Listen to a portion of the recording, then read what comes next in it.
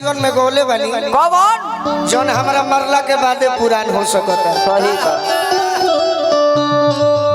ऐगी तो समय के बाद कौना समय जौना समय में हाँ जी हमनी के जब ना जियो थो कब्जा जब जन्म ना भइल हुई हाँ हाँ हाँ वो घड़ी के समय में आज मोबाइल के जमाना आ गई तो मोबाइल पर मेहरारू अपना बोलमुआ से पूछ ले तरी गाड़ी दे तरी कि बाहरा में गइल बड़ो अइबो कि ना अइबो। बोलो बोलो पहले के लोग चिट्ठी लिख के पूछे और वो चिट्ठी पहुँचे 1 महीना बाद अपना बोलमुआ भी सही बात मेहरारू पूछली कि बाहरा में गइल बड़ो तो का करो तारो बोलो तो मरद खिसिया के कहत रहे तू का जानत रहे जे हम बाहरा में आके डीएसपी थोड़े बनल बनी 2 किलो आटा लेके साने खातिर बैठल बनी हाँ जी कमाए के बाद परिवार चलावे के बाद पानी बुझा तो वो घड़ी चिट्ठी में ई बात पूछे मेहरारू अपना मरद से क्या पूछे का पूछे का हो अरे की गवना करवाला पिया हो जय हो घर बैठवला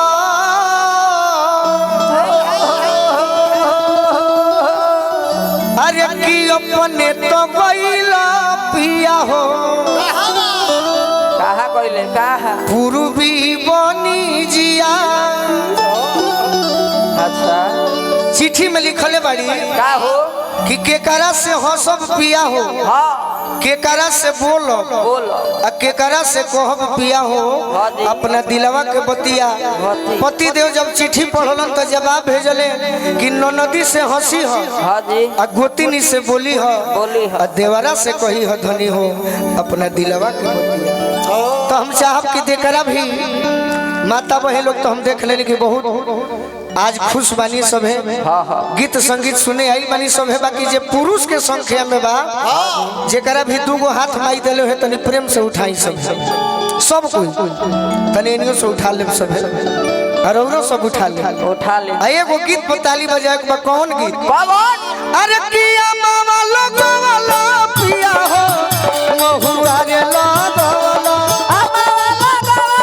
पिया हो बहुआ कहना लगवला पिया हो कहना लगवला पिया हो निमिया के कछिया कहना लगवला पिया हो अनिमिया के बछिया कहना लगवला पिया हो निमिया के कछिया कहना लगवला पिया हो अनिमिया के बछिया अमवा लगवला पिया हो महुआ रे लगवला पिया हो बहुआ तो कहना लगवला पिया हो कहना लगवला पिया हो निमिया के कछिया कहना लगवला पिया हो अनिमिया के बछिया कहना लगवला पिया हो निमिया के कछिया कहना लगवला पिया हो अनिमिया के बछिया झूलू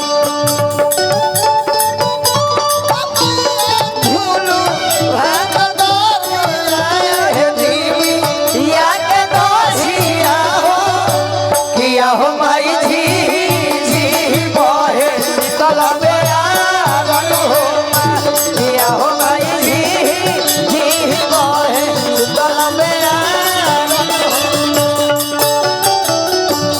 पिया के दरिया मैया झूलू हाल गोलू है झूलू हाल गोलू किया हो माई झी झी बहे शीतल बयागन हो किया हो भाई जी बहे शीतल बयागन हो हे ना लगवलो पिया हो अनिमिया के बछिया हे ना लगवलो पिया हो अनिमिया के बछिया बहन हमरा आरती यादव जी शरण भैया के पत्नी बानी, बहुत बहुत आशीर्वाद दिले बानी। हमारा पंप एचपी सरेसर ग्राम प्रधान भानु प्रकाश सिंह यादव जी की ओर से बहुत बहुत आशीर्वाद।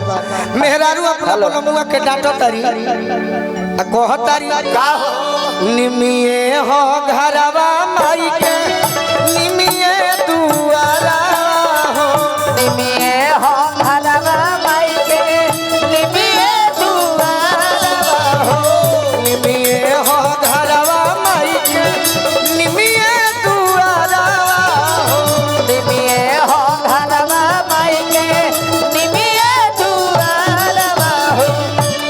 फिर से आशीर्वाद है संतोष यादव जी पूर्व मंत्री खादी ग्राम उद्योग उत्तर प्रदेश शासन। वाह बबुआ के बहुत बहुत आशीर्वाद। क्या बात। निमिये हो घरवा माई के निमिये दुआरवा हो, अब भावेला ही को बहुइन का पकड़ी पिपरावा हो, पकड़ी पिपरावा हो, पकड़ी पिपरावा हो, भावेला ही को बहुइन का पकड़ी पिपरावा हो, पकड़ी पिपरावा हो, पकड़ी पिपरावा हो। जय हो जय हो। हमारा पहलवान साहब डुमरी, वो पहलवान साहब डुमरी अपन बक्सर वाला ना अविनाश भैया। अरे दादा ये हमरे गर्व बाड़न अविनाश भैया। क्या बात। जे जिला लेवल ना पूरे राज्य लेवल देश लेवल पर खेलल बड़े पहलवानी। सही बात। हमारा विशाल भैया की ओर से बहुत बहुत आशीर्वाद। वह अविनाश भैया नो बाली कुंवर जी के दोस्त सब हमरा याद बा कहतरिया नार लगवला पिया हो अढ़ौल लगवला अनार लगवला पिया हो अढ़ौल लगवला। कहे न लगवला पिया हो कहे न लगवला पिया हो निमिया के बछिया कहे न लगवला पिया हो अनिमिया के बछिया। कहे न लगवला पिया हो अनिमिया के बछिया। कहे न लगवला पिया हो अनिमिया के बछिया। एक बार प्रेम से बोली सच्चे दरबार की जय हो जय हो जय हो। एक और पचरा हम सुनाई आजा हित बैठ